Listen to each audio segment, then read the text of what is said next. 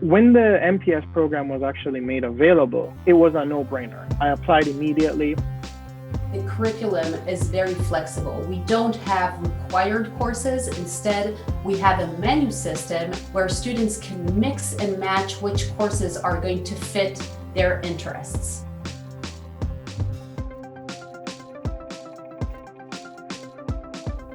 Just the possibilities, the huge possibilities. It really helped me in figuring out what I wanted to do and what I wanted my career to be. That's the edge that our students will take out with them. Because they have this broad interdisciplinary understanding, a lot of them become managers and supervisors.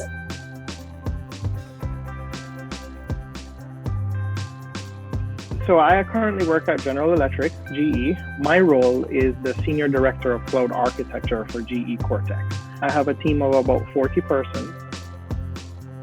You need to go for it. This program, very huge building block to who I am as a person today, very huge building block to the career that I've been lucky enough to build.